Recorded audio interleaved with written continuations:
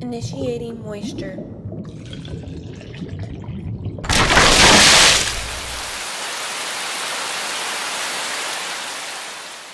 What's up everybody, it's Critical. Just saw Ghost in the Shell and wanted to give it a review and slap this bad boy on the moist meter. So grab a towel, cause we're about to get wet up in this bitch.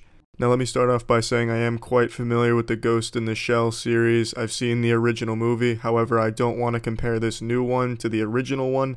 I want to review this movie as if it's the very first Ghost in the Shell anything, brand fucking new name, no one knows what it means, for all people know it's about a haunted gas station. I just feel like a lot of people will write off movies when it's compared to the original source material. Oh, if you loved the original, you'll love this.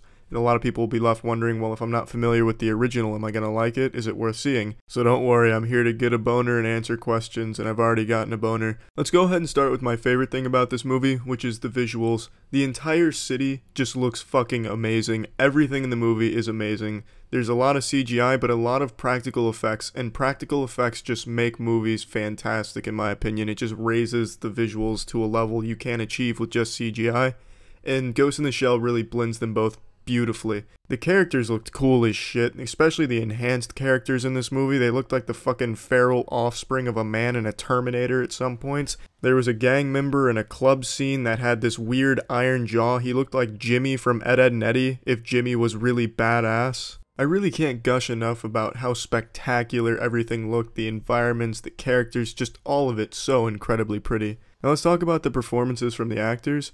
Overall, everyone did a solid job. Scarlett Johansson, I thought, did a great job with the Major. Two really standout performances from Bato and Aramaki. They both fucking killed it. They brought their characters to life and just fucking stole the show every time they were on. So shout outs to them. If you're watching this, just know I really liked what you did in this movie. And if you want to come on the internet's best podcast, the official podcast, please just reach out to me on Twitter. Now, I should also let it be known that I'd never really harshly judge acting in a movie. I don't pay too much attention to it, except for Asa, Butter, Butt Cheeks, and Miss Peregrine's Home for Imaginary Dweebs. That was just the worst acting I'd ever seen, and it really stood out to me. So take my acting criticism with a grain of salt on this one, because maybe you won't find the characters did a great job, but I think most people will agree Bato and Aramaki just nailed it. Now on to my only real complaint about this movie, the plot. Now I'm not saying the plot was bad or anything, it was a decent plot, but it was very predictable and it wasn't exactly original. Now that's not a fair complaint that I have here, because I know the original Ghost in the Shell inspired a lot of modern sci-fi plots that we're used to, like The Matrix for example, and they wanted to stay true to the original, so they didn't have a whole lot of wiggle room here, but they did put their own little unique spin on it with the Major's history and where she comes from, which I thought was a nice touch. But the plot never really captures your attention. You don't really feel too bad when a character dies in the movie or some big thing is revealed, because you kind of already saw it coming. The villain is by far the blandest character in the movie, just your standard cookie cutter evil bro dude. Also, the parts in the movie that are supposed to elicit an emotional response or maybe even be thought-provoking really fall flat. You don't really care too much. And the plot twist, you can't really call it a plot twist, that's not really the wrong word, I don't think it's supposed to be a twist, but you don't really care. You know what's coming, you know what's going to happen. It's not anything that's going to make you tug on the shoulder of the person next to you. Oh, can you believe that shit just happened? Oh man, it just cleaned my asshole, I can't believe it. So a lot of the things that were in there that I think were meant to make the viewer take a step back and be like, damn, what is it to be human? What does it mean? Just doesn't really come across that way. But like I'm saying, none of this is me saying the plot is bad, just that it's predictable and it's not a great plot.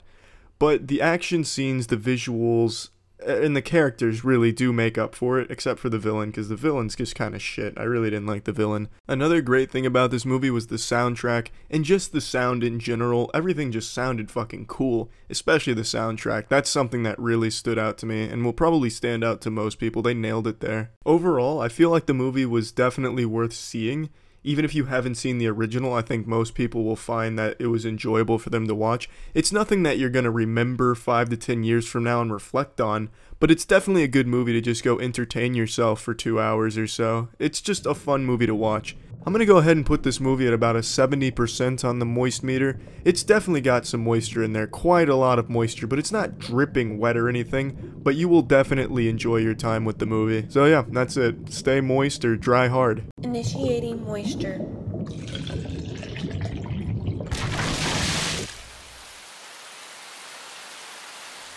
Hi, and welcome to the latest installment in the Sodden Cinematic Universe. Today I'll be analyzing the moisture content in the new Thor movie, called Thor Ragnarok. Full disclosure, I think the previous two Thor movies were stinky ass. I think they are by far the weakest in the MCU, but I still went into this movie with high expectations and wasn't let down. The movie trailers try to sell you that this is a different approach to a standard superhero action flick, and for the most part, they're right. This is a pretty different approach. It's a more comedic approach, a different visual style for the most part as well. And it is pretty different from most of the others until it gets to the end, then it kind of falls into cliches and what you'd expect, but it does it well enough where that's not a big complaint. This movie's about 80% great, 10% what we've seen a million times, and 100% reason to remember the name. It is a really fun movie to watch, especially when it comes to comedy. There was a lot of comic bits throughout this entire movie, and they did it surprisingly well. I've talked about this before, but I'm not one to laugh out loud during comedy movies or anything like that. Occasionally I'll blow a little light load out of my nose during a scene or something, but for the most part, I find modern comedy movies to be about as enjoyable as watching your beloved cat get run over by a fucking steamroller. However, this movie actually surprised me with how decently the comedy was executed here. I'm not saying I was laughing out loud, having a hoot and a holler the whole time, rolling down the aisle, pissing my trousers, laughing or anything like that. But it actually got me giggling quite a bit. There was one character they introduced here who's perhaps one of my favorite in the entire MCU, called Korg. I thought Korg was just so fucking great. He was a purely comic relief character who did comic relief really well. And the comedy wasn't the only surprisingly good element here. The visuals were a bit different to what you're accustomed to seeing in modern superhero movies, and really modern movies in general, since everything has this trend of trying to be super dark and gritty and shit. This movie was very colorful, and it had a different style than most other MCU movies, especially one that stood out to me is during a flashback where Valkyries had a showdown with the main antagonist. It was beautiful, absolutely beautiful. The whole movie just looked really great and very different from most of the other ones, in my personal opinion. Now, the story isn't super strong, but it's not weak either. It's just predictable, and that's not a big complaint or anything. It's a fucking superhero movie. You can't expect it to reinvent the condom with some type of groundbreaking story. It's a very decent story, and it's told very well, and it's the first standalone MCU movie that I feel will have an actual impact on the MCU universe as a whole. Whereas other MCU standalone films like Iron Man 3 don't feel like they have any weight at all. You know, they have the main hero just go off on this side adventure that doesn't feel important. You know, he goes to the local diner where a madman selling chicken wings that are too spicy. The astoundingly high Scoville poses a threat to taste buds all over the world, overloading these taste buds. The hero stops him, yippee, it was a fun adventure while it lasted. But it doesn't have any weight in that universe. This movie has a whole lot of shit that happens that I feel will have a huge impact on that universe, and it's fucking great. Now, the villain, I think, is a good villain. She didn't have a whole lot of screen time here to really develop, in my opinion, but she was played very well by Cate Blanchett, and I thought she was super cool. But they kind of shoehorned in an undead zombie army, which was kind of fucking lame, in my opinion. But overall, I think she could be a cool villain if we see her again and she's more fleshed out. And I might as well at least touch on it. Soundtrack's good. I never really have a whole lot to say about soundtrack unless it really wows me or really disappoints me and makes me feel bad about myself for even hearing that music. This movie ran that middle ground where it was good. It was, you know, there was no complaints. It was fun to listen to. Let's go ahead and pop this shit into the moist meter here. I'm giving Thor Ragnarok an 85%. It was a genuinely fun movie to sit through. The entire audience loved it. All the comedy bits really hit pretty hard with the audience I was in, and it even got a little giggle out of me here and there. Korg had a one-liner that actually gave me a bit of a hoot, so that was a surprise since I don't typically laugh at movies like I said earlier. And the whole movie was just a fun ride to go on, and it felt like it had a real weight in the MCU. Easily the best Thor movie, while the previous two Thor movies just ate shithole. This movie pounded shithole with a lot of fun in there. That was meant as a compliment, but I realize saying shithole in a positive way doesn't exactly convey the idea of something being good. So just know, the last two movies ate shit. This movie was serving out shit, and it was good shit. I enjoyed it. That's it. See ya. Initiating moisture protocol.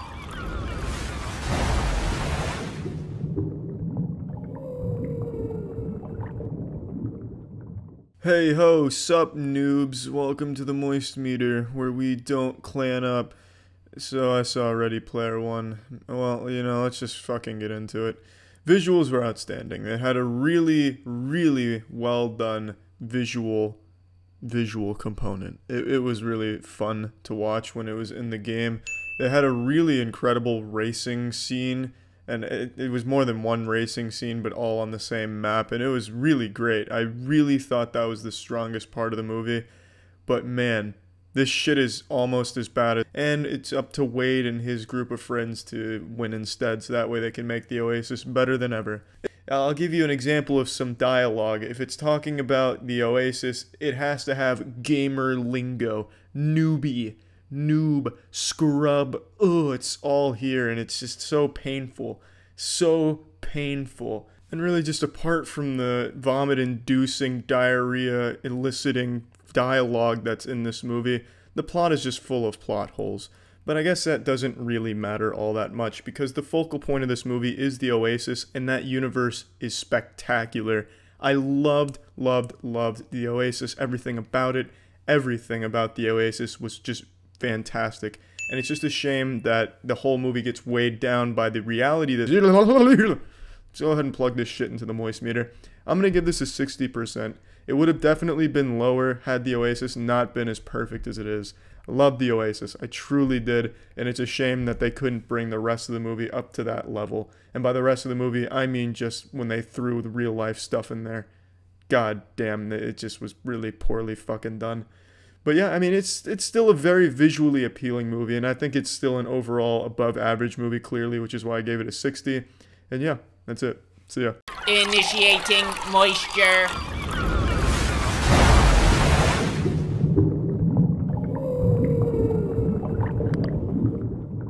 The Boys is an Amazon show, brand new, and it's about superheroes, baby, and I'm totally fine with that. I know a lot of people like to pretend that they're above superhero movies. Oh, such juvenile enjoyment for simpletons. I would never sully my exquisite palate with superhero movies. Oh, disgusting.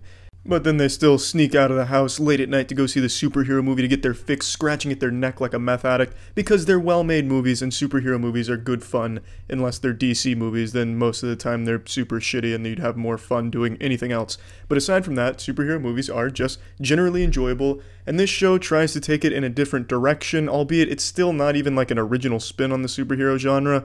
It's, what if the superheroes were assholes? What if they weren't infallible good guys? It's a realistic look at what would happen if superheroes existed in our world. And while it's not original in attempting that, it's definitely the best at its execution. It's really, really well done. And definitely the most realistic look at what would happen.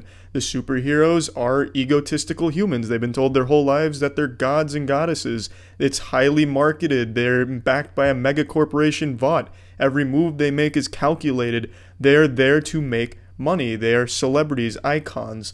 And that's kind of it. They're big, corrupt assholes, though, behind the scenes. And then a group of boys get together after a traumatic event, and they all try and hunt and take down superheroes to expose them for what they really are, assholes. And also brutally murder them, just fucking fist them as hard as they can. And it's really just so well done. I enjoy it start to finish. At first I thought it was just going to be like a dark comedy with edginess here, you know, oh, here comes some one-liners, blood, gore for the sake of blood and gore, shock for the sake of shock. And there's even a scene with like a failed dolphin rescue that just really kind of screamed edgy for the sake of edgy. But as the show keeps developing, all of this really works in its favor, and there's so much more to it than just edginess for the sake of edginess. All of it contributes to the overall the plot, the themes. It's just really fucking well done. I found myself caring about the majority of the characters. They're really well written in my opinion. I do think some of the dialogue kind of falls flat, like the dark comedy attempts. Carl Urban plays Billy Butcher in this show, who's kind of the leader of the group of boys. Kind of the mastermind, the brains behind all of it, the scrotum to the penis, that is the boys. And I do have to say, I think some of his lines are just kind of shit. It's like some of the things he says, I'm gonna rip your hands off to shove them so far up your ass that you'll wave at me through your mouth. I think that kind of shit just screams like something he read on Tumblr. Not Carl Urban, obviously, I don't think he improv'd it, but the writers. Just looks like something he would have read on Tumblr for like an incel getting upset about getting killed in a video game. So it doesn't always hit its mark when it comes to like intimidating, badass dialogue, the kind of shit you'd expect a man who eats nails for breakfast and then chugs motor oil. It doesn't really always come across sound and solid, because sometimes you get kind of embarrassing lines like that, but I'd say about 8 times out of 10, You're always rooting for Karl Urban and waiting to hear the next intimidating line he drops to someone, and you love to see the way he handles business.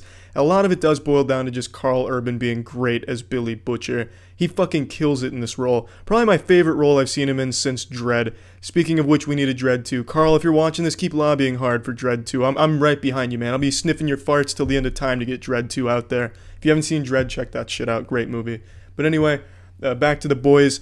I really just love everything about it. Visually, it looks great. For a TV show with 8 episodes, it's really well produced. I can tell they had a pretty decent budget for this, because they made this shit look really nice, in my opinion. The CG moments aren't corny like in a lot of shits. I was kind of expecting to be like CW shit, where the Flash spins his arms and you get like little Microsoft Word fucking particle effects springing off of his fists. But here, the superpowers work really well, except A-Train sometimes. I thought that got a little goofy, but that might just be super speed. I think making super speed work in a movie is super hard, and the only one that succeeds is X-Men with Quicksilver. And the way they succeed is by just making everything else stop. So then he just moves at a normal pace, and I think that's a really clever way of handling it. But the X-Men movies are not very good, the modern ones. That's the only thing they really do right. Here, it does everything right, in my opinion. Occasional missing of the mark with dialogue and shit. Sometimes the decisions the characters make don't make sense, and especially towards the last couple of episodes, the decision making becomes really kind of fucking dumb. It suffers a little bit of anime syndrome in the last couple of episodes. What I mean by that is the anime cliche where a major character has a lot of information that they need to share with someone else or share with the group, and then for an inexplicable reason they decide not to, just for the sake of progressing the plot and keeping tensions high. You know, the classic, hey, Oni-san, why did you do this? What's going on? And then instead of saying why they did it and what's going on, they just turn their back and say, nothing. Nothing's going on. Even though if you just told them what was going on, things could have resolved right then and there. It's just, I don't like that. That's always frustrating to watch unfold, and you're always kind of rooting for the character to please just say the fucking information so everyone's on the same page, and we can go from there instead of having to work backwards, like showing a math problem how you got to the conclusion. I just don't like that. It's just, I feel like it's a little silly. But it's not very frequent in the show. Overall, I just find it to be super enjoyable. It shows you some uncomfortable shit. It shows you some brutal shit. It does get pretty dark. There's not always a happy ending, and I really enjoy that. As far as, you know, the dark, gritty take on superheroes goes, that's not new or original, but this does it the best by far. I enjoyed The Boys start to finish. And I'd also like to say Homelander in this show is basically the Superman, and he's pretty much the evil Superman, kind of what Injustice did, but 50 times better. Homelander in this show is fucking outstanding. A truly great character. Love every scene that Homelander's in. He just controls it. He just fucking grabs it by the tits and twists. He is really a great character. So plugging this shit into the Moist Meter, I'm giving The Boys a fat 90%. I really recommend it. It's 8 episodes, just really good fun. It's not gonna be some thought-provoking piece, you know, going to bed in cold sweats like, man, that really spoke to my soul. But it's just so goddamn fun, and you really do root for the characters sometimes, and there's just a lot of fun shit it shows you with good fights, real bloody shit, doesn't shy away from dark themes. It's just, it does edginess well. I don't like using that word edginess, but it really does describe the show in a decent fashion. It's really just fucking good, though. I really enjoyed it. That's it. See ya. Initiating moisture.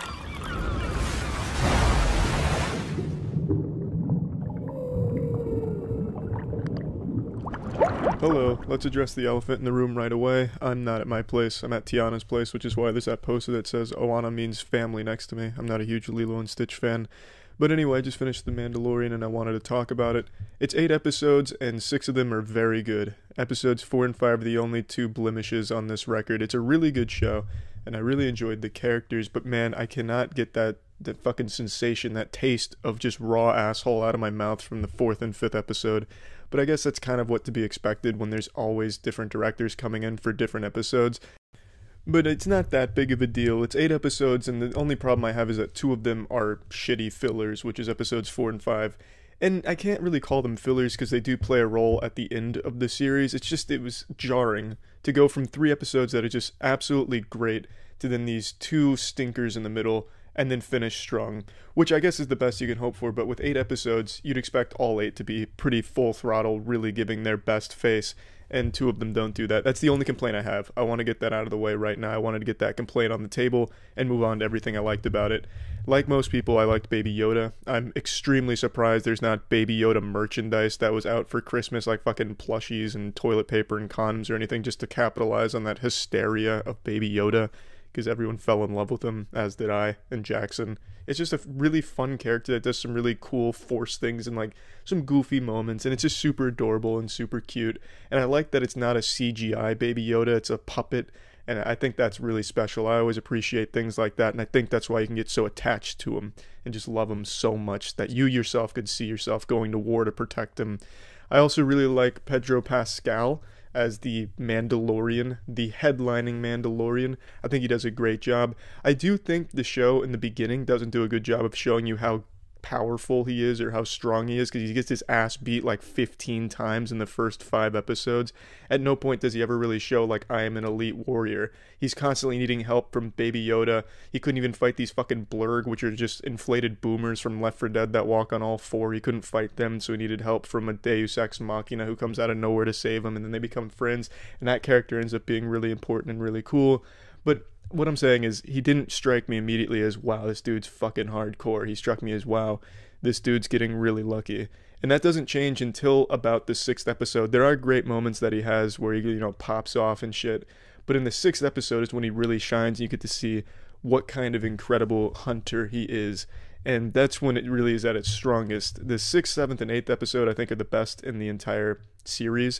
The first 3 were also really strong, but I think the last 3 really bring it home and do it great justice, and really makes me optimistic about the future of the show. And I really love just about everything they pulled off. Even in the filler, the 4 and 5, I like the planets. I liked the new environments that they were showing us. They just weren't recycling the same Star Wars shit you've seen 1,000 times. Oh, we're going to Tatooine. This is the birthplace of Luke. And here's where Anakin took a shit when he was 10 years old in The Phantom Menace. You guys remember that? I like how they kept exploring different areas and showing you different things, and I like showing the entire Mandalore culture. Even though them hiding in the sewers I thought was kind of underwhelming. They're supposed to be like this super hidden covert place, not even sure if they still exist, and yet you can see Pedro Pascal go into the sewer by just going down like 2 sets of stairs, and then he's in their like super secret hideout in the middle of the fucking city. I feel like someone could have wandered down there by accident and discovered all of the Mandalorians down there. So it wasn't really well hidden, but I liked seeing all of them. I liked the main forger. She was really cool, and especially at the end when she has her moment of just badassery. The whole show just does a great job, and it makes you bond with the characters, between the relationship between Baby Yoda and Pedro Pascal's bounty hunter, the Mandalorian. It's just a really well shot, well made narrative, and it's really fun to watch. There's a ton of action. There's also a ton of just pretty powerful moments, I'd say. It makes you care about even droids, these hunks of metal. They, hype them up as just completely evil, devoid of emotion, but by the end there's a droid that you start to care about and bond with, and you don't want to see leave the party or do anything. You want to see them all together always, which is cute. It's a show that kind of, like this thing says, it's a little bit about family. A little family forms, and it's just really enjoyable, which I didn't expect. With Star Wars being as messy of a franchise as it is, you don't really expect too much from it these days, or at least I don't. But it's really been kind of crushing it with Jedi Fallen Order and now Mandalorian. Makes me optimistic for more Star Wars shit. The cinematic universe, I think, is trashed because of Rise of the Skywalker, but fuck that. I'll save that for a different day. I've already done a moist meter on that. But going forward, I like where they're heading with the Mandalorian and other extended universe stuff, which is great. Plugging the Mandalorian into the moist meter, giving it a fat 80%. I think if they could have had a stronger middle section without 4 and 5 being as out of place and jarringly different in a bad way, it could have been a higher moist counter, a higher wetness. But when you have 8 episodes, 2 of them can't be as bad as the 4th and 5th one were. I'm glad that they at least brought those characters back in, because they introduced some good characters, which is nice, but the episodes themselves just were not very good. But the show overall, I think, is absolutely great, and it does live up to the hype that Twitter goes crazy for, and that's about it. So yeah. This episode was brought to you by Helix. Initiating moisture.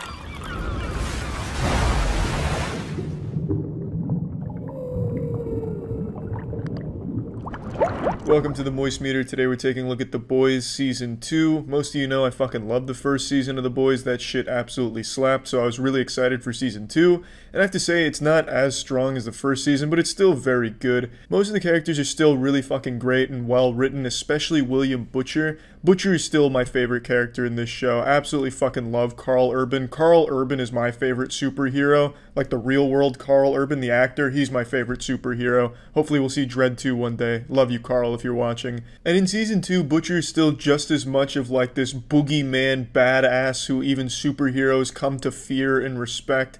But you also see a totally different side of him where he has a lot more depth emotionally as a character, I think. As the season progresses, you get to see a lot of different shit from him. And it's not something just totally out of left field where all of a sudden Butcher's like the nicest guy in the world buying Girl Scout cookies and breastfeeding babies at a hospital. It's a very natural progression of his character, and I think it's really well done over the course of the season. I just really like to see Butcher develop like that. It was just really good. I definitely think Butcher was the star of this season. In the first season, the huge standout was Homelander, with an incredible performance from Anthony Starr. Homelander was just one of the coolest villains I've seen. In Season 2, he really takes a step down. He didn't really have that central role anymore. He was kind of reduced to like this sniveling Looney Tunes villain who just keeps getting used by everybody and can't really get anything right. He's constantly outsmarted. He's just not the same diabolical, evil mastermind genius from the Season 1. He's just kind of like this jacked guy at the gym who no one's really showing any respect to anymore. People constantly stand up to him in this season with no repercussions. He just like gets stood up to and then he like cowers away into his shell and then leaves, really. I just can't even really think of any moments in Season 2 where I was like, damn, that's Homelander. That's Homelander from Season 1 right there. Because it really didn't feel like it. He played more of a backseat to some of the newer villains they introduced. And I like the newer villains. I think they were very decent. But they're no Homelander. Homelander in Season 1 was something real special, and to see him kind of fall into what happened in Season 2, it just doesn't really make sense, because he was the king in Season 1. He felt he was God and above everyone else, but in Season 2, he feels like he's like the fucking court jester. He's just not at that same level of, you know, larger than life, the real fucking deal. I don't know, I felt really underwhelmed by Homelander's progression as a character in Season 2, and I get it was probably just to put more of the light on the other villains, which is okay, because they are good villains, but I would have at least liked it to stay a little more true to what they built up with Season 1's Homelander, where he still, when he comes on screen, everyone in the fucking room is visibly uneasy and intimidated. Only a couple times in this season was there anything even remotely like that. It's still a great performance from Anthony Starr's Homelander. It's just I would have liked to see him not kind of play more of a backseat and just get used. He gets absolutely fucking trampled like a doormat in this season by a bunch of different people. And other than that, I don't have too many complaints other than like a few plot holes here and there. Like there's a scene where one of the boys gets injured and has to go to a hospital for a couple days. Well, they're the most wanted people in the entire fucking world. What kind of hospital is going to treat him and let him stay overnight for a few days without reporting it to the authorities? Their faces are everywhere, on every milk carton, on every billboard. Walking into the hospital, there's probably like a news blast playing with their faces on it, and yet somehow they're able to just get hospital treatment for a few days with no problems.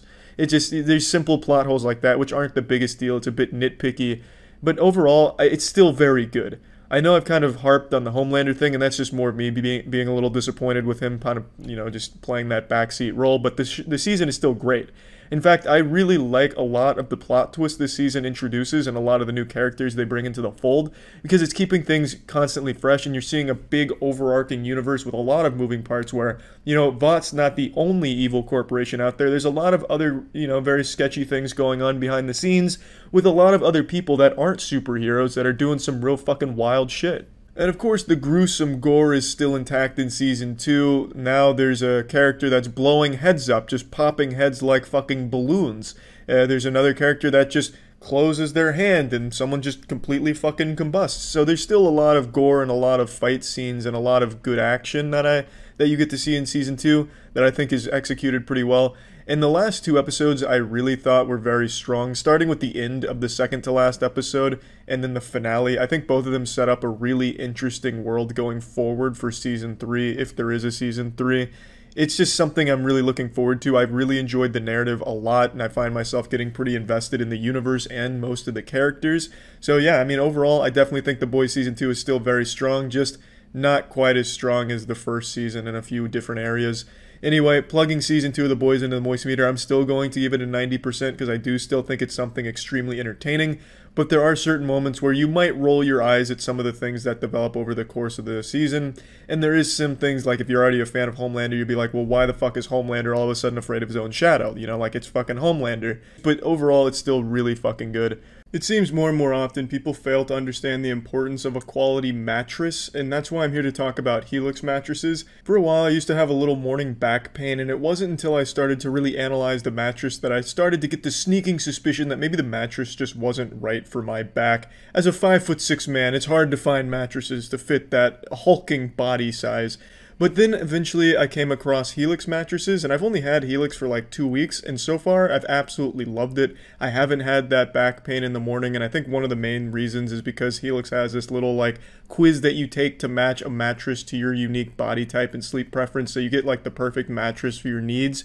And it's really worked for me so far, so I do highly recommend Helix, and they get delivered to your door for free, and it's easy to set up. It's just no hassle, and yeah, just I really enjoy it so far. So if you want a new mattress or are interested in trying it, Helix mattresses have a 100-night sleep trial, so if you're not feeling it after 100 days, you could just send it back and you get all your money back. So if you're interested in a Helix mattress, you can go to helixsleep.com/moist to get up to $200 off your Helix mattress. That's helixsleep.com/moist for up to $200 off the mattress. That's it. So yeah. Moist Meter was brought to you by Amazon Music. Sign up for free below using our referral code. Initiating moisture.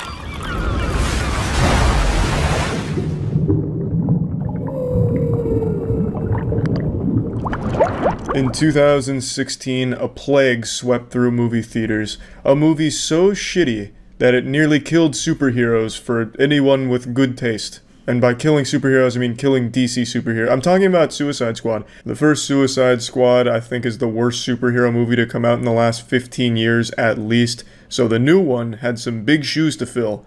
And I'm happy to say it's actually really good. It's a very good movie. James Gunn somehow was able to bring the worst superhero movie and make it a very good one. I don't think it's the best or anything, but I really thoroughly enjoyed it. They took characters I'd never heard of and characters I would have come up with as a joke and made them cool. Like Polka Dot Man, a guy who shoots polka dots. That's like some shit I think of for useless superpowers. Like, what did I call him? Not Stinkler, but I had a superhero who could smell the future. Which is a pretty worthless power, but I feel like if I gave that to James Gunn and told him to put it in Suicide Squad 2, he would have made it fucking awesome. I also still had that cool idea of an old lady who every time she gets like to the point of death, like in her late 80s, 90s or something like that, she births herself, like a clone of herself with all of her memories. James Gunn, please feel free to use any of these characters in the upcoming Suicide Squad sequel if you're making another one. But the point is, he took characters that have dumb powers like Polka Dot Man and made them very interesting. Not only as characters, but also made their powers cool to watch. So I really enjoyed these characters and seeing them interact with each other. The chemistry between all of them was significantly better than the first one. They're much more likable and they're much more entertaining. The writing is much better. Like, the jokes land. And like the actual physical comedy of some of the fights works. It's everything the first one could have been. It's done very well. And the action scenes, they're brutal, they're goofy, and the whole movie pretty much knows not to take itself too seriously. That's not to say that there aren't emotional moments. There definitely are emotional beats in the movie, and I think when they're there, they're good. I don't think they're that, compelling, but for what the movie is, I think when it tries to make you feel something for a character, it accomplishes that goal. My favorite character is the street shark. I think the shark guy in the Nawe is really fucking cool. He's just a shark, he doesn't have any friends, and he starts to make some friends. It's just, I don't know, it worked for me. I thought it was good. I also really love the style of editing in this movie. Like, for example, one of Harley Quinn's best scene, in fact, probably one of the best scenes in the movie, is a really long action scene with Harley Quinn just fucking taking down hordes of bad guys. And throughout it, the choreography's good, the action's good, but it'll have these moments where she's fucking akimboing assault rifles with, like, animated flowers pouring out of the back of them, and then like little birds flying around that are animated. I don't really have too many complaints about the movie. That's not to say it's perfect or anything, but one thing that did stand out to me is I felt like at points James Gunn introduced so many characters and didn't use half of them, especially early on in the film. I understand that some characters are brought in just as throwaways, and in this movie just for jokes, but it still would have been nice to at least see a moment or two with some of the characters doing something, really anything. But that's just more of a personal preference. I don't think it's a detriment to the movie, since they are there as a punchline sometimes, and sometimes the death of a character is actually used as a fucking joke. So I get that, but I still think it would have been nice to see some of the characters have at least one moment before they're sent away to the fucking Shadow Realm. And that's not exclusive to just throwaway characters that were there for like a one-off joke. Some of the core characters of the Suicide Squad, like the actual cast that goes on the adventure and makes shit happen, there's two characters I feel that did nothing. They didn't really contribute to the overall goal. They were just kind of there. Like, if they weren't there, it would have played out exactly the same. So that was a little disappointing. I still think they were good characters, and them being there added to the movie, but like thinking about it narratively, they didn't do anything. They didn't have any moments of importance, though I did still enjoy their presence. I'll mention what two characters I'm talking about right after I give the score, so there will be a bit of spoilers after the score. But for now, let me just go ahead and tell you, I'm giving Suicide Squad, the new Suicide Squad, the good Suicide Squad, a 90%. I really enjoyed it. I think there's a lot to like about it. There's a lot of action. There's a lot of good jokes. Not that that's something entirely unique to superhero movies, but it does it really well, I thought. It was an enjoyable 2 hours and 12 minutes spent watching this. Now into the spoilers to explain more what I meant. So, I unfortunately think King Shark didn't do anything, and I also don't think Polka Dot Man did anything. Their presence there was fun for the team, and I think they added a human element to the chemistry, but it also would have happened without them too, I think. So the relationship between Ratcatcher and Bloodsport, I feel, was already developing before Polka Dot Man and King Shark. So what really kind of happened is Ratcatcher noticed King Shark doesn't have friends. King Shark tries to eat her, and she's like, hey, well, why don't we just all be friends? And that kind of like plants the seed that, oh, this is going to be kind of like a group of friends. But I feel like that was already going to happen because Ratcatcher was just such a likable character and already talking to everyone else. So I just don't think King Shark did anything. Of course, he had some good kills. He ate some people, which is cool. But those people were going to die to the other members anyway because everyone in this movie is just a giant fucking meat balloon to be popped by the main characters. So King Shark killing a couple of them, not even many, I think he only has like 5 kills total. It didn't really do much to add to it, and he didn't really contribute to their plans. When the big bad supervillain alien's introduced, he kind of just nibbles on the arm a little bit before being thrown away. He plants one explosive, which is helpful, but it's not like that made or break the mission. And then for Polka Dot Man, he just actually does nothing. He has 2 confirmed kills, but his polka dots were cool, so he fires them at a structure. The structure falls and the guys fall. I don't think they died. Well, they might have. But then he actually vaporizes 2 people with his polka dots, and that's it. After that, all he really does is bring this element of goofiness, how he pictures everyone as his mother. I think that's enjoyably comedic. But he doesn't really do anything narratively to push it forward or help with the overall goal. He's just kind of along for the ride and having fun. And he reminds the crew about Milton and Milton's death, which again was just another joke. So it's not like he really had a moment. Yes, during the climactic boss fight, he like shoots the leg off, but that didn't do much because it just gets the leg back before he gets taken out. So I don't know, I just felt like they could have done a little bit more with those two to just give them a moment of importance to the film. I enjoyed them, of course, I think they were great, but it would have been nice to see them actually contribute heavily to the goal, because every other character does. Every other character you see is pivotal to pushing it forward and reaching its conclusion, but those two are just more along for the ride and for the comedic relief and fun for the audience, and I think they accomplished that goal, but I just started to really care for the characters, so I would have liked to see them have something impactful happen.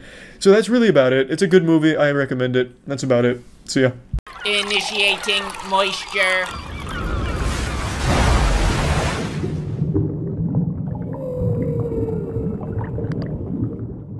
Welcome to the Moist Meter. Today we're taking a look at the new Thor movie, Love and Thunder. This is again directed by Taika Waititi, who directed the previous Thor movie, Ragnarok, which I absolutely loved. I had a lot of fun watching that movie. However, unlike Ragnarok, I didn't absolutely love this one, and I didn't have that much fun watching it. Watch out, wild opinion coming out of nowhere to catch you off guard. Bet you didn't expect that shit coming in so hard and so fast. The god of surprises. But yeah. Anyway, I was unfortunately let down with this film since I was a big fan of Ragnarok. I had high expectations going into this one, but walked away a bit disappointed. It's not a bad movie by any means. I don't want anyone to get that twisted. I'm not saying this movie's trash or dog shit or anything like that. But it just felt like it was trying so hard to be like Ragnarok, where it leans really heavy on comedy, that it almost became like a bootleg or like a parody of itself. You know, none of the jokes were really landing. In Ragnarok, I had a lot of giggles and genuine belly laughs throughout the film. In this movie, I didn't laugh once. The jokes just weren't landing. I felt like Ebenezer Scrooge just sitting there fucking stone-faced. Now, I know it sounds a little weird focusing so heavy on criticizing the comedy of this film, but that's really what this whole movie is. It's fundamentally a Marvel Universe rom-com, and they would not stop making jokes. This was a movie that didn't take its own plot seriously. Ragnarok had a problem where even like the most serious moments were undercut with jokes here and there. This whole movie, everything is undercut with jokes, top to bottom. It doesn't fucking stop. So if the movie doesn't care about its plot, why the fuck are the audience supposed to care about it? It just doesn't work. The big standout for this film was Gore. Christian Bale as Gore the God Butcher was fantastic. Actually a really cool villain. All the scenes he was in, all like 4 of them, he was barely in the movie, but every time he was on screen, he was good. Like, he was the best part of this movie by far. Everything else just kind of falls flat because at every step of the way, they're just joking the whole time. There are a few serious moments, but they only last like a split second before Korg will come in and make a quip or something like that. It just doesn't stop. It is basically just a comedy movie with some action in there. The action is good, especially a fight between the main cast and Gore on like a small little planet. It has like this black and white filter to it almost, and it's really cool. It's really well done. But outside of like the action and anything involving Gore, it's just underwhelming. And again, it wasn't just me that wasn't laughing during the film. I was in a full crowded theater, and pretty much no one was busting a gut laughing or slapping their knee having a hoot and a holler. Very rarely did anyone like laugh during this film. The dude behind me even audibly sighed very loud, which is pretty douchey, but sighed when Korg made his millionth quip of the film.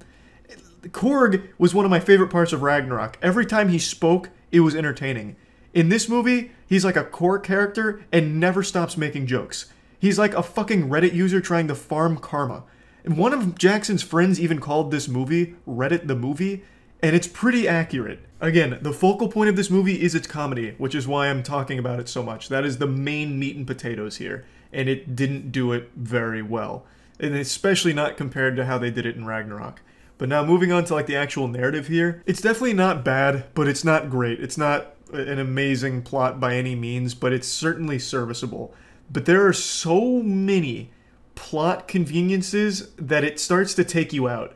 I'm not going to get into spoilers, but so many things happen in this movie where it's like, wow, what a coincidence. That's super lucky. Oh, wow, that timing couldn't have been better. Oh, the meeting of the gods is today?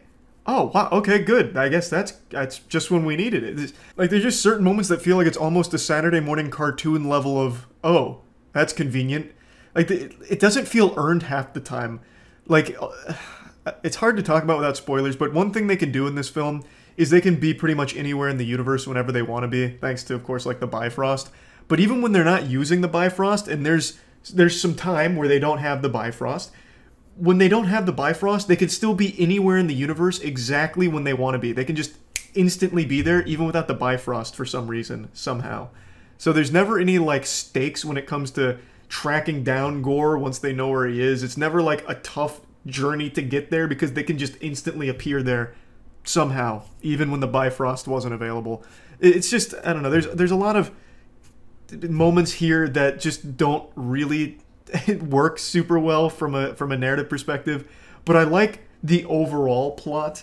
You know, I actually like the relationship between Thor and Jane. I think they did a decent enough job of making us care about the two of them. You know, Jane is now a Thor. she's been chosen by Thor's ex-Hammer, and they haven't seen each other in a long time, so it's all about like rekindling that relationship, and I think they actually handle it pretty well. And Jane's pretty good as Thor. I think she does a great job. She's fun to watch in the action scenes, and it's just pretty badass, anything that involves action. The visuals were really good. I mean, as you would expect, it's Marvel, but I actually really liked it because it was such a heavy emphasis on like space shit, which I'm always a sucker for. So they even have like a fucking boat that's shooting out like a rainbow road with the Bifrost that's being pulled by some goats, and it's cool. It's cool to look at. There's a lot of cool moments, but just know those cool moments are going to be soon behind you when they're interrupted with yet another joke that falls flat for the millionth fucking time in the film. I'd like to stress again, this isn't a shitty movie. This isn't some dumpster fire of a film, but it is absolutely carried by its visuals, its action, and its villain. But the action, visuals, and villain are pretty goddamn good. And like I said, I do like the relationship between Thor and Jane. I actually thought they did a great job with that, especially since most of the heavy lifting with that relationship had to be done in this movie. Because prior to Love and Thunder, the two of them didn't really have a whole lot going on together. I never really thought that they had a great, like, well-built relationship, so this movie had to do a lot to make you actually give a fuck about that, and I think it did a decent enough job at that. Plugging Thor Love and Thunder into the moist meter, I'm giving it a 65%. I don't think it's a bad movie or anything like that. I think there's some good moments, but overall, it's just almost like a rom-com Marvel movie where a lot of it just takes the wind out of its own sails by just making unstoppable, unrelenting amounts of jokes, most of which don't really land. So yeah, that's really about it. So yeah. Initiating moisture.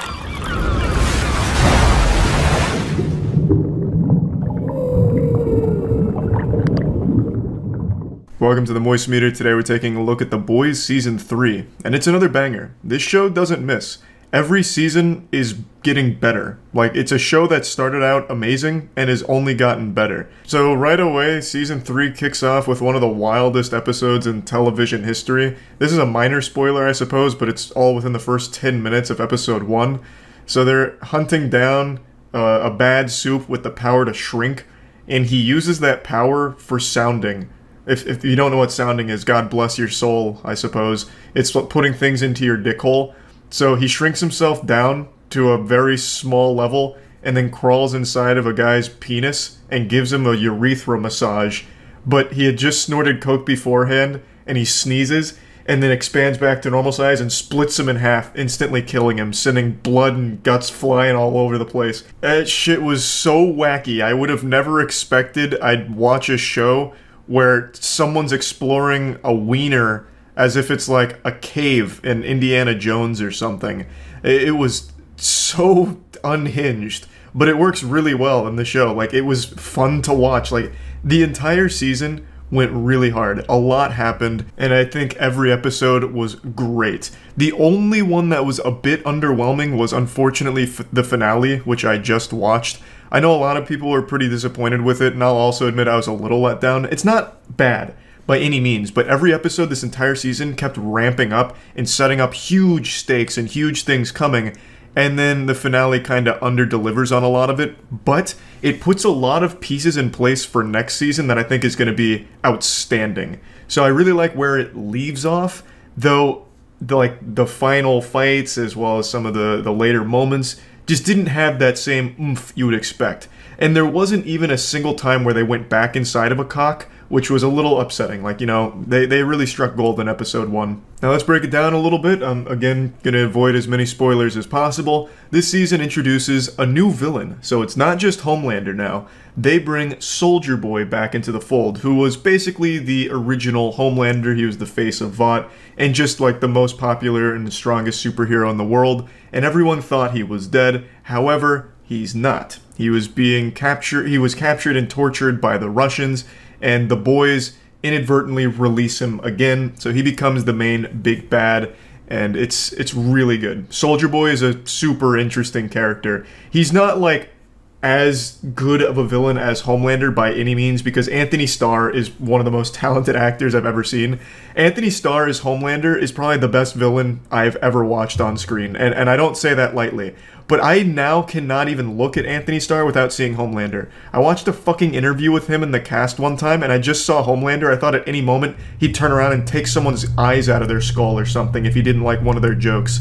Like, he has truly become Homelander to me, which has never really happened for any other character, so massive props, and he does a great job this season as well, of course.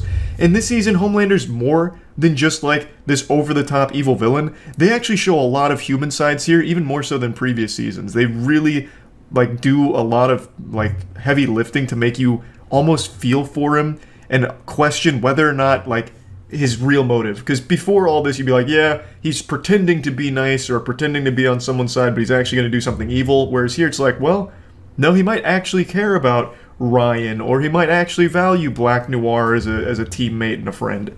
You know, it's just so good. But anyway, back to Soldier Boy. He's where you're going to spend a lot of the time, like seeing him do shit and learning about him. He's got a very interesting past, and his main objective is, of course, to get revenge for being captured. So he's wreaking havoc, and it just becomes another massive problem for the crew to try and navigate. The writing in this show, I think, is just superb. I think it's so good. They do a great job of making you care about most of the characters, as well as just setting up a really interesting story with a lot of moving parts to it. And it always does try and, like, turn a mirror to, like, the real world, so it'll criticize a lot of things that happen in, like, actual society. And I hate using that word. The Joker's really ruined that word, but like, there's a lot of moments throughout The Boys where it's poking fun at things in the real world, and whether or not you appreciate that or not, that's entirely up to you. But I always find it at least interesting that they subtly jab at like all sides of things. I think they do a decent job of not being super on the nose while also still making it pretty comical. But where I think they absolutely excel is in the characters. I think Butcher is such a fucking great character where sometimes you're pumping your fist like, yeah, go Butcher, rip his fucking tits off and shove him in his asshole, let's go Butcher, that's so cool. And then the other minute you're like, damn, fuck you Butcher, this is all your fault, you're such a piece of shit. Like, they have such a great line with Butcher where he's awesome sometimes, you know, he's doing the right thing, and then other times he's really crossed the line and you as a viewer are like, damn, that's too far. And a lot of things that happen afterwards are completely because you're an asshole. You caused a lot of bad stuff because you're an asshole. Like, even though your intentions are good overall, you went too far and you made things worse. I love what they do with Butcher, and I really loved what they did with Butcher and Huey this season because they gave them access to powers. Not a spoiler, it's in the promo material. They gave them access to superpowers, and I think that works so well here. Now it just gives this entire crew more options for handling the problems. So you have people that don't have powers in the crew that are coming up with schemes and plans that are more in the shadows and more, like, deeper, I suppose. Like, they have to be careful about their moves, whereas with Butcher and Huey, now that they have access to powers, their plans more become, let's just go beat the shit out of these superheroes, get the answers we need, and just start ripping scalps off. And I actually think that's super cool. And it feels earned, because we've spent so much time with these characters, constantly having the odds against them, not being able to actually fight on even footing with the people they try and hunt down or the people they try and save. Now they do have access to powers, and it lets them directly get involved in these fights and just really in the mega mix of things here, and I like that a lot. I really did. I really appreciated that. And it didn't like overstay its welcome where it just became like superheroes fighting each other. They still had to outsmart, outmaneuver, and come up with good plans, but I like that they now have the ability to directly confront their most vicious villains. You know, like, they actually fight Homelander, and they don't just get, like, insta-gibbed like it's Team Fortress 2, they actually can put up a fight now because they have the access to the powers. And I thought that just felt great. I think that was just such a nice payoff to see them actually get to that point to be able to fight. Another standout character this season was Maeve. Maeve had so much to do this season and did a lot of cool shit. Maeve was integral to this season's plot. Like, without her, a lot of things just don't happen, and I thought she was great. Just really shined this entire season. Starlight as well, but on Starlight's side of things, it was mainly her use of social media, which isn't super cool, but when she was, like, not just Instagram living information and, like, actually contributing to fights and shit, she was great. Like, in the relationship between Starlight and Huey, of course, again, gets like really strained because of difference in, without getting into spoiler, just like a difference of opinion on how to handle Homelander and Soldier Boy. The relationship, of course, is well written. Like, I actually care about their relationship. I feel sad when they're not happy together, as goofy as that is to say. I don't know, I just really like everything about The Boys. I love the way that they've crafted the narrative. I love the characters. They even do a lot with A-Train this season, showing like the family side of things, as well as him wanting to do good but just not being able to. He's so disconnected from like the reality of things. He can't quite figure out how to do things properly, so every time he tries to help, he makes everything much worse, and it's sad. Like, the Deep is just, again, a goofy comic relief character. They don't do much to make you like the Deep. All he does this season is fuck octopus pussy a lot. Like, he just gets multiple blowjobs from octopi. Like, that's mainly his contribution. Like, he's just a dumb character. He's supposed to be laughed at. And he does that successfully. Now, there are a couple things I do want to bring up that aren't, like, amazing with the show. I think that they're using Compound V and V alternatives really, like, excessively. It seems like they're selling Compound V at gas stations at this point. Anytime they needed Compound V, it was just like a brisk walk down the street away to go grab it. It was never a challenge. Like, there was never a moment in this entire season where they're like, damn, we need more V. If only we could go get it. It's always like, we need more V. I'll just go get it. Like, it was never a big obstacle. In the beginning, they set it up like it was really hard to get. Like, this is coveted, sacred serum that, you know, there's not much of it in the world and it's super guarded, hard to come by. Whereas here, it's like, yeah, I've got like 15,000 pounds worth just in my garage. It just, I don't know, I felt like that was a little excessive how often they could rely on it. And they used the V a lot here. And they had to keep going to Vought Labs to get the V. And it was really easy. It seems like all you have to do to get Compound V is just knock on the door and ask for it. So I thought that was a little lazy, though I understand why they didn't want to spend too much time focusing on how they acquire it, because that's not super interesting. But you set it up as this crazy compound that's really hard and really secretive. Like, you can't just make it super plentiful all of a sudden. And not to bring up the first episode too many times, but that shrinking guy, I actually do think could have been the strongest character in the show. This goes into, like, the Ant-Man and the Thanos' butthole thing. Unironically, after seeing it in this episode, I genuinely think that would probably kill Homelander and pretty much any superhero in the show. If the shrinking guy just went inside their cock or butt and then just fully expanded again, I can't imagine, like, I don't see how the character survives that. Like, even if they're so powerful, like, if he goes inside Homelander's ass and tries to, like, go back to normal size to blow him up, even if Homelander's body is so strong it, like, kills him inside of him, he's just gonna, like, internally drown from all the blood and guts from the shrinking man exploding inside of him. Like, I just don't see how any character survives that. So I actually think that could be the strongest character in the entire Boys franchise. Just wanted to bring that up. But anyway, plugging The Boys Season 3 into the Moist Meter, I'm giving it a nice 90%. I would have given it a 95%, but like I said, I do think the finale is a little underwhelming. They set everything up to be absolutely huge to finish it off, and it just really wasn't. Without getting into spoilers, I can't really explain where things start to get a little messy in the finale, but they just make it a little underwhelming. I love where it ends up. I love the final conclusion, where everyone is, and everything that's happening to them, I think is fantastic. But, like, everything getting there is kind of lackluster, which is a real shame, because I really thought they were going to send us into Season 4 with, like, this fucking wild bang, and it just didn't quite pull it off. It was just a little weak. But other than that, it's another outstanding season. The Boys is still absolutely crushing it, and I can't wait for Season 4. That's about it. See ya. Initiating moisture.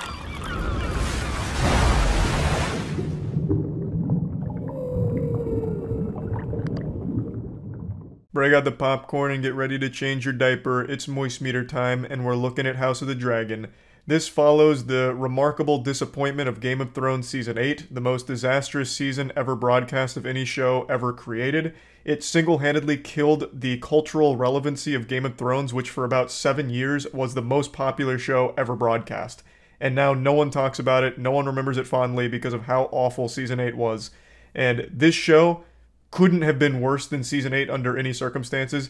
If all of the episodes of House of the Dragon were just 2 Girls, 1 Cup on loop for an hour, it would still be better than Season 8 of Game of Thrones. So this whole franchise had nowhere to go but up, and I'm happy to say House of the Dragon is actually good. I expected it to just kind of be a throwaway, maybe a bit messy, convoluted, and even follow in similar footsteps of maybe Game of Thrones Season 7, which already showed signs of bad writing. I thought House of the Dragon would just go whole hog bad writing right off rip, but it didn't. I actually enjoyed it far more than I expected to. I don't think it's perfect by any means. I have quite a few complaints that I'll of course highlight in this review, but overall I was pleasantly surprised. I did enjoy pretty much every episode here. There's ups and downs, of course, but on the whole, I actually thought they did a really decent job with this. So let me go ahead and talk about the things I like. Of course, with a show this high profile and this high budget, you're expecting great visuals, and you get them, obviously.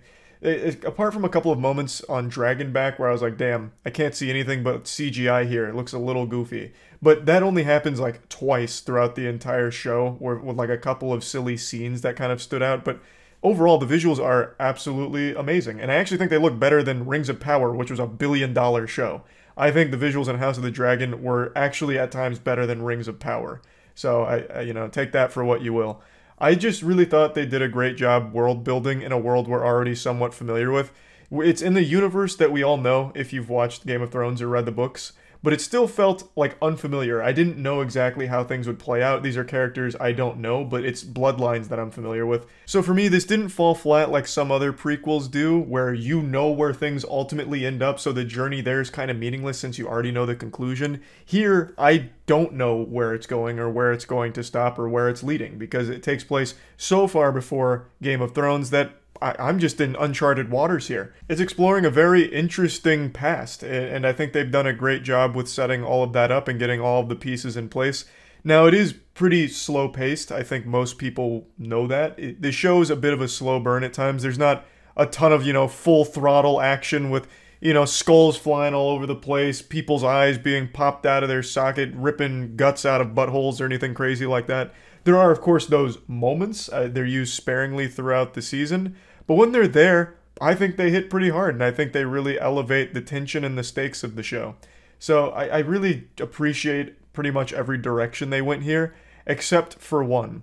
They put so many time jumps in here, it's crazy. I think there's 5 time jumps, 4 or 5 time jumps. So you'll have a time jump of like 10 years, 4 years, couple years. I mean, it could be a time jump of a week. Like, it's just constantly shifting throughout time. So one episode, you'll have Rhaenyra and Alicent, and they're young, they're like 15. And then the next episode, they're like fucking mid-30s. Alicent's got 2 kids, and Rhaenyra's pregnant, and everyone's pregnant all the time. Every single episode of this show has someone pregnant, or a new pregnancy being announced, or a new baby on the way. Between the time jumps and pregnancies, my god, like we entered into some kind of alternate dimension where every time a woman even looks at a man, she's immediately pregnant. It is crazy how often people are pregnant here. But back to the time jump, it creates a problem where it's hard to like really get to know a character, because in one episode you feel like you have a pretty decent handle on where they are in the show, like their personality and like their mentality and the decisions they might make. But then the next episode, there's a huge gap of years. So this is like now a completely different person in a different place in their life, so you have to like relearn about them. You can't follow them through like this natural progression of like, aging, learning, and growing. So now everything you knew about this character in the last episode doesn't really apply anymore because so much time has passed. So it makes it just a little bit difficult when some big decisions get made. It feels like it almost comes out of left field sometimes, and it's just because so much time has passed, so you don't understand how they'd arrive at these big decisions and these big conclusions. And another thing that stood out to me is the only people that age up during these time jumps are Rhaenyra and Alicent and King Viserys. King Viserys just keeps aging until he looks like a goddamn reborn zombie, like a fucking mummy straight out of Imhotep's coffin, or sarcophagus. Like, he's the only other one that ages up. Everyone else stays exactly the same age, despite years going by. So everyone around Rhaenyra and Alicent look the same, but it's still 10 years into the future, and you have to like wrap your head around that. So like Sir Criston, for example, he looks exactly the same at the end of the show as he did at the beginning, even though like 15 fucking years has passed or something. And to kind of go back to the pregnancy thing, this also creates a problem because there's so many characters you have to keep track of and remember who's who, like whose kid is who. It's like an absolute daycare. There's kids all over the place, so there's so many characters that you need to remember the name of and where they're at in the universe. And there's two characters that have the exact same name, and they're both important characters. There's two Aegons. There's an Aegon on Alicent's side, and there's an Aegon on Rhaenyra's side. You know, like, it's just so many fucking characters to keep track of because they're always just popping babies out left and right. There's more babies in this show than the entirety of Rugrats. So, it's just, there's just so many characters to constantly keep track of, and the time jumps were a bit frustrating. But those are, like, my only two main complaints, I would say. Everything else I did enjoy. Again, it is a slower paced show. Don't go in there expecting like a ton of action or anything like that. It really is a lot of strategy, like them plotting moves in order to further their goal or in order to stick to a certain plan or tradition. And I just think it's pretty well crafted. One character that I'd like to highlight is the King Viserys. I actually found that character really interesting. And I don't know if this is a spoiler, it might be a minor spoiler, but the first few episodes kind of made it seem like this guy's, he's bad news. This guy, he's done some fucked up shit, and you know, how could you ever forgive him? But by the end of the show, every time he's on screen, he's just being wholesome. Like a warm person who just kind of wants to please everyone, but in trying to please everyone, this pursuit of making everyone around him happy or peaceful, he's kind of just a shit king. Like, overall, like, he's not even, like, a bad... This is what makes it so interesting. He's not even really a bad king, because under his reign, there's really nothing... There's no trouble. There's no big, huge conflict going on. There's no big wars. But he's also just not doing a lot to cement himself as a good king, which is something he also struggles with in the show and talks about with this his trusted people. And it's like, yeah, he's kind of not wrong. He doesn't really do anything. He's like a filler arc in Naruto. He's just kind of there, and under his reign, things are good for most people around him, but he's always trying to make things better, and in this pursuit to make things better, he usually fails, and chooses, maybe not incorrectly, but chooses something that doesn't further anything, but he's always just trying to be nice. I don't know if I'm doing his character justice and explaining him. It's hard to do without getting into spoilers, but he's done some fucked up shit, but every time he's on screen, or every speech he gives, or everything and decision he makes, it seems like he's trying to do it from a place of love for his family and the people adjacent to his family and kingdom. So I don't know, I just found that character to be something of a standout, and the actor portraying him did a really great job of walking that line of like a nice guy, like just a decent man in a ruthless time, I suppose.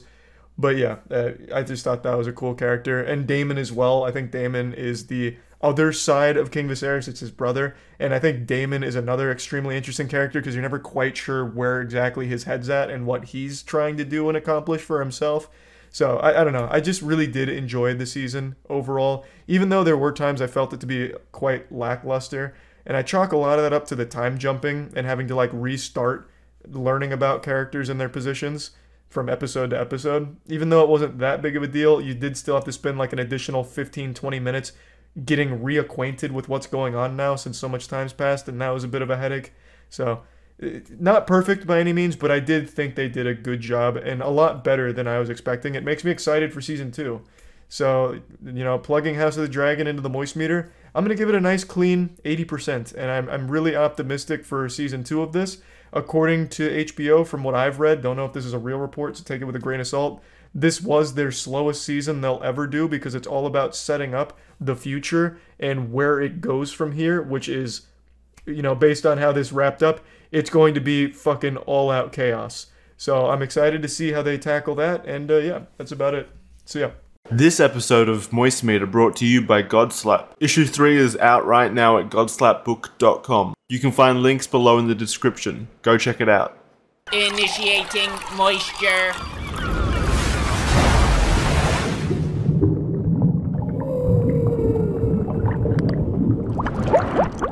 I can't even begin to describe how low the bar has been set with video game live action shows, with things like the Halo television series being an affront to God and probably just a downright violation of the Geneva Convention. That show was absolutely atrocious and should be considered a war crime, and we didn't even have a moment to catch our breath because they came right back around and dunked our head in the septic tank with Witcher Blood Origin. Point is, video game live action shows have not been hitting. They have been shitting, and my god, it's been awful. Now, video game shows have been working in like an animated format, Cyberpunk Edge Runners, for example, or Arcane, but Last of Us was live action. So I was a little scared, but I was cautiously optimistic because Last of Us, the game, is a fucking masterpiece. The first Last of Us game is an unreal experience that already has all of the DNA to be a great show. All you have to do is follow the roadmap without getting too cute with it and thinking you know better and changing everything. And I'm happy to say they didn't. Not only did they follow the roadmap of Last of Us, they improved upon it. The things they changed or added actually improved the overall narrative somehow, which I didn't think was possible. It fleshes out some characters we didn't get to spend a lot of time with in the game, like Sarah, Joel's daughter. She was only in there for a little bit, but in the show, she has like a whole episode dedicated to really giving a ton of information about her, and we learn a lot about her and Joel's relationship, so it makes what happens next feel much more impactful. Which is incredible because in the game, that intro sequence I still think is one of the finest in all of gaming. The intro to The Last of Us is pure perfection, and in the show, it is done justice. It's done just as well, if not better, because we got to spend more time with Sarah, so everything that happens feels bigger and more emotional. And they don't do that with just the characters, they do it with the world itself, and I really appreciated that. All of the main story beats are still fully intact, however, there's a lot more that does go differently than the game in this show. For example, Bill and Frank. Bill and Frank in the game are not a huge part by any means, but in this show, they have an entire episode dedicated to them and their relationship. Now, there's things I like and dislike about that approach, because I think they did a great job with Bill and Frank's relationship. I think it's a good episode, but I do miss the chemistry between Joel and Bill. In the game, the two interact. The two, they work together. I'm trying not to get into spoilers too much here. In the show, Joel is very, very, very minor in that episode. Very minor in Bill and Frank's life. So you don't get that same effect where Joel and Bill have this chemistry together. And that's okay. Like, I didn't mind it. I did miss it a little bit, but the episode still does a great job, and the story beat is still intact. Bill does still serve the same purpose in the show that he did in the game. So all of that is still intact, and they go about it in a different way that I think does work, but I do miss the Bill and Joel chemistry. And I feel that way about a couple of other things as well. Example, the infected in this show aren't prevalent, like, at all. They're there sometimes, but very sporadically used, and I get that they're not the focal point. They weren't the focal point in the game either, but in the game you do encounter them quite a bit, and it helps with the pacing of things and making things feel higher stakes. In the show, since the infection, the infected, all that is kind of at the back burner to the people and the characters around it, it doesn't feel like the stakes are always as high as they say they are, because we, while watching the show, haven't seen it as much. So I would have liked if they played a bit more of an integral role in the show, if we saw a bit more of like how devastating and how brutal life is out there with the infected.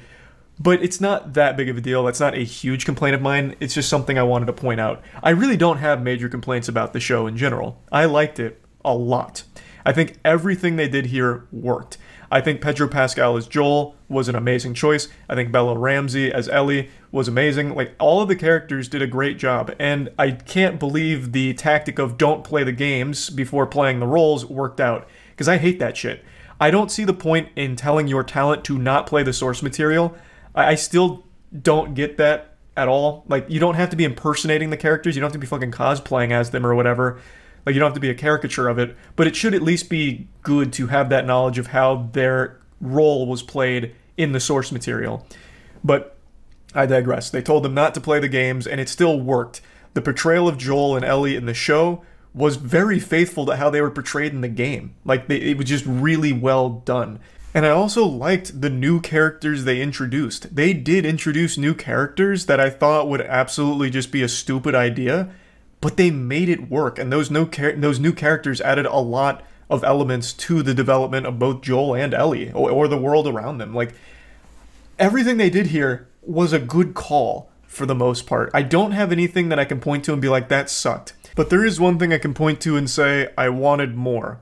And that is in regards to the finale. I feel like they rushed it. Now, not in a terrible way. It's not like this is a horrible, rushed, awful ending or anything like that.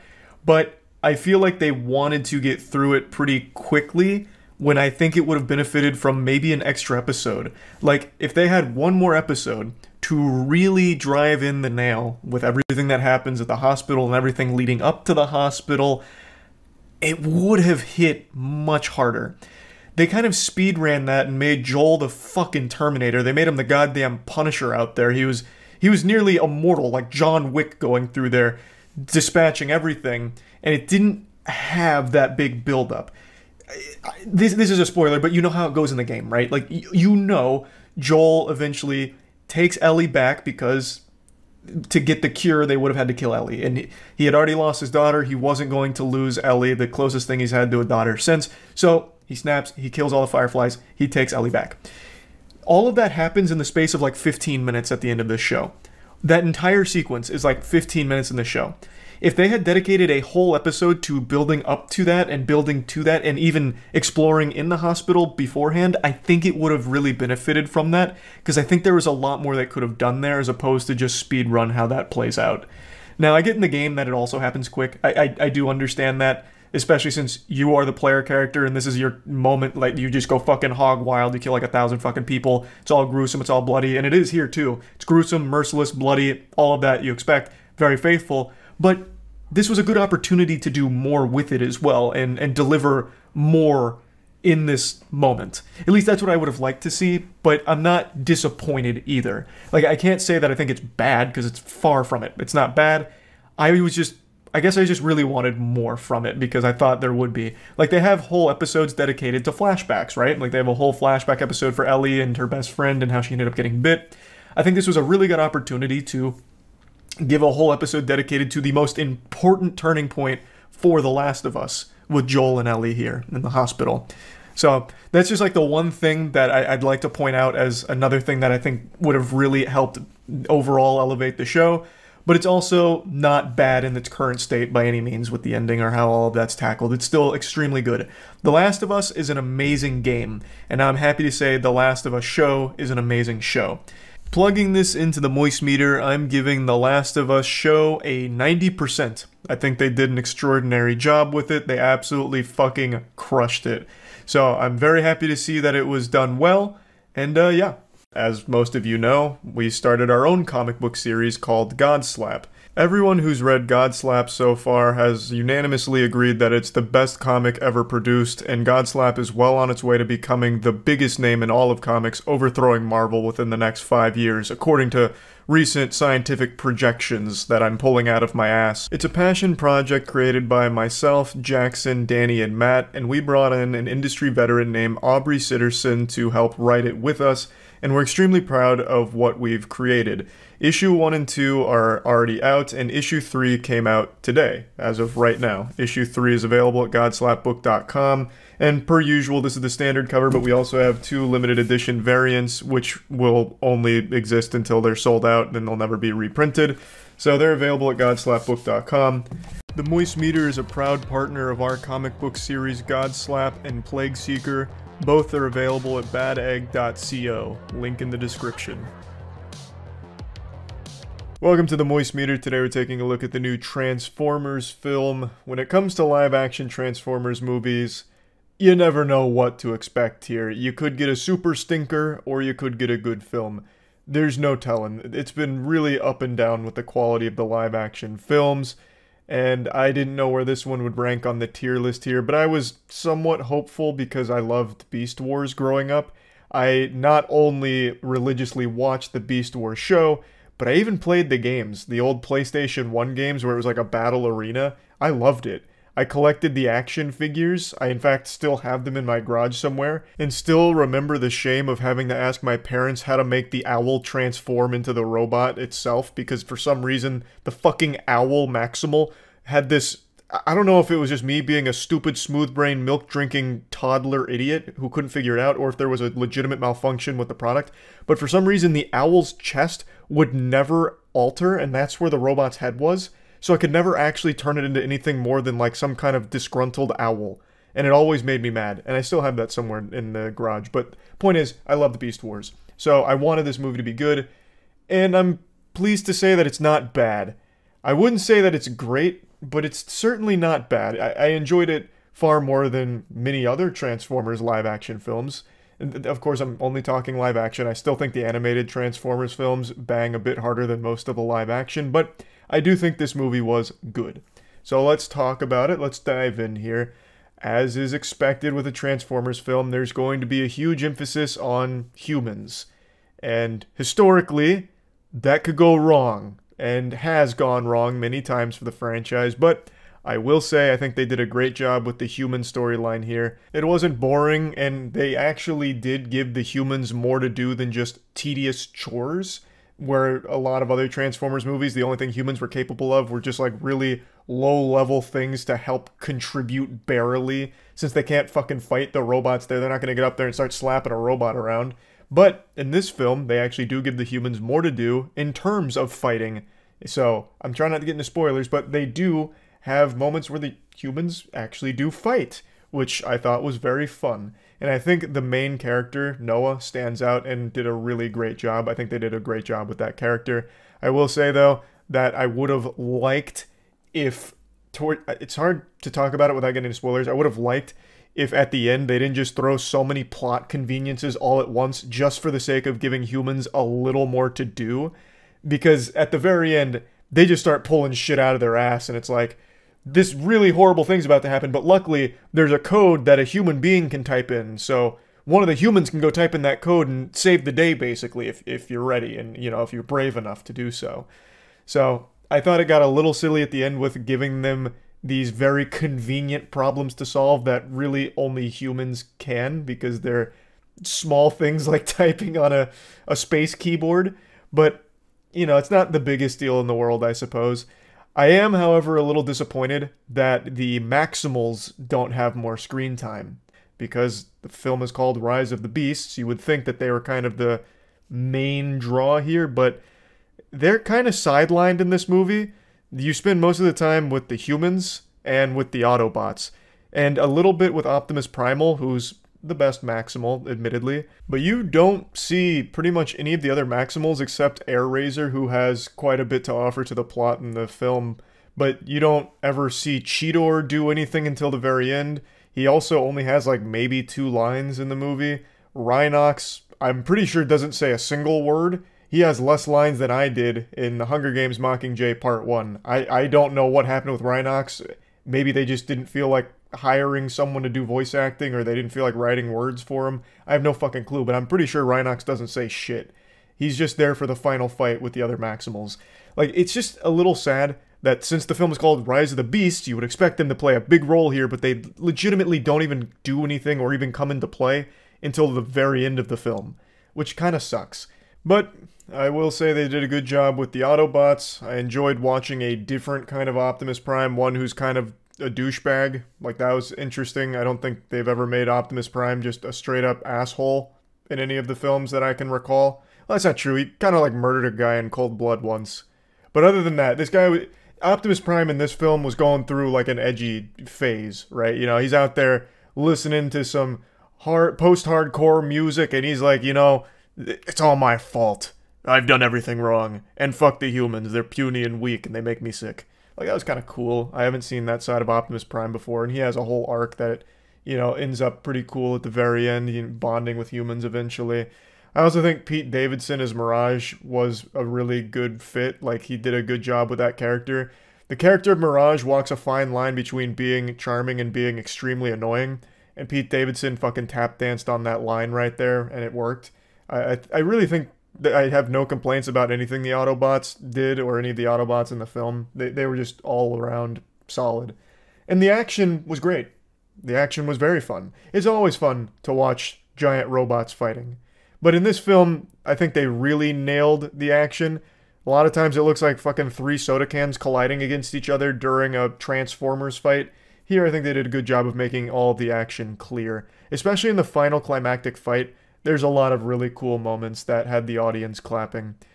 Now, let's get into some complaints here, because besides just the lack of Maximals in the film, I've got some gripes with it. It's hard to get into without spoilers. There are so many narrative ass pulls at the end that it is laughable. I know I briefly mentioned them, but it gets absurd. Fucking random coded kill switch for humans to use in the most important moment. Empty pipes for humans to crawl through in giant robot technology that serve no purpose other than to be a tunnel for humans to sneak through. I'm trying, like, I know these are kind of minor spoilers. I'm trying to keep it as minor as possible, but there are so many fucking conveniences at the end of this film. I shit you not, there's even just a full-blown revival thanks to super rocks, super special rocks of Energon. Like, nothing matters because everything at the end, it's just like they have the answer to every single thing ever, including death itself. And that's another complaint. There's so many, like, fake-out death moments for some fucking reason. So many I might be exaggerating. There's a few fake-out deaths, and I think there should never really be more than one. Like, it just takes all of the stakes away from everything.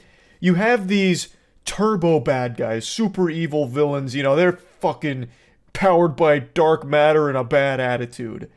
But for some reason, they don't ever finish anyone off. Or when you think they finish someone off, they do it in a way where it's kind of ambiguous. They don't cut someone's fucking head off. They don't chop them into pieces or anything. They just blast them with like an energy ray and they're like, oh, it took the spark. And it's like, okay, but I mean, what's that really mean? Because you can just get the spark back if you have a powerful enough rock. And I'm not using rock as a way of like trying to hide a special item in the film. I mean it's just a normal rock, a normal human rock that just happens to be kind of powerful when it comes to Energon. Like death doesn't really even exist in the film.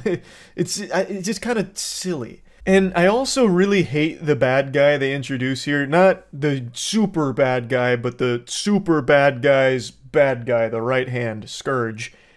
He's very hands-off in his hunting. Like, he's very powerful. They make it clear right away that he's very powerful. But when it comes to the humans, he's fucking worthless. He's like a Scooby-Doo villain. He keeps catching them and then letting them go over and over again. And he has these tiny little spiders that he sends their way, but the spiders fucking suck. They die to a stick. Like the spiders, the robot spiders from the big evil bad guy, die to like a stick. Like, what the fuck? Why does he keep using the spiders? Not once were they helpful. The humans were easily able to defeat them with just household objects. They got hit by a goddamn pole once, like a tiny little bar once. Like, Jesus Christ, stop using them. Just do it yourself. There are moments where the bad guy Scourge literally has one of the humans in his hands and just starts monologuing instead of just killing him. Even though he has shown that he has absolutely no mercy whatsoever. So why the fuck are you just talking at this guy monologuing? It just gets a little, like, overdone when it happens a couple of times here. So, just definitely wanted to mention that. I do understand it's Transformers, so it's going to have some of that cheesy, tropey kind of shit in there, and that's fine. But I think they just use that too much. Like, again, the main bad guy, the right hand, just keeps sending spiders after the humans, even though he himself could have easily just taken care of it almost instantly. I also think there's a massive plot hole here that I can't really get into, because it's clearly a big spoiler.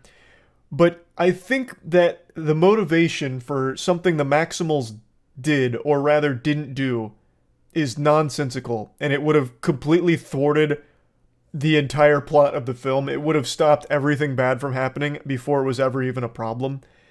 And I've been really racking my brain on it, trying to figure out why they did or didn't do something, and I just can't come up with an answer. I don't know if maybe I missed something, but there was a very crucial MacGuffin in the film that I feel could have been handled in a very different way by the Maximals.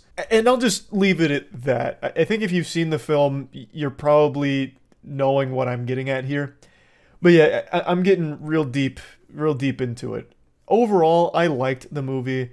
I thought it was fun and enjoyable. Yes, I was disappointed there weren't more Maximals because I like Beast Wars and I really thought they were going to be front and center. We've seen so much from the Autobots already. I would have thought they were trying to shift the focus to the Maximals here because that's very different from the normal Transformers, but they don't really, and I wouldn't even say that they share the spotlight. The Maximals are kind of just supporting characters to the Autobots, and it works in the climactic fight well. I think they complement each other really well. I just really would have liked to see more, especially from characters like Cheetor and Rhinox. I mean, those are classic characters. Like, you know, show some fucking respect here. Let them do more than just have one line and 2 fight scenes, right? But overall, I thought the movie was enjoyable. Plugging Transformers Rise of the Beast into the Moist Meter, I'm just going to give it like a nice 65%. So, yeah, that's really about it. So, yeah. Huge thanks to ourselves for sponsoring this Moist Meter. Godslap is a comic series written by myself, Jackson, Matt, Danny, and Aubrey Sitterson. It follows the story of a character named Ace, who's an extremely powerful slapper in a world where slapping is king. Issue 3 just dropped. It's all available at badegg.co, and shit is starting to pop off. Ace is being hunted by a mysterious foe named Defister, who, after swan diving through a hospital, picks up Ace's trail and hunts him to the ends of the earth with his sidekick Olfactor.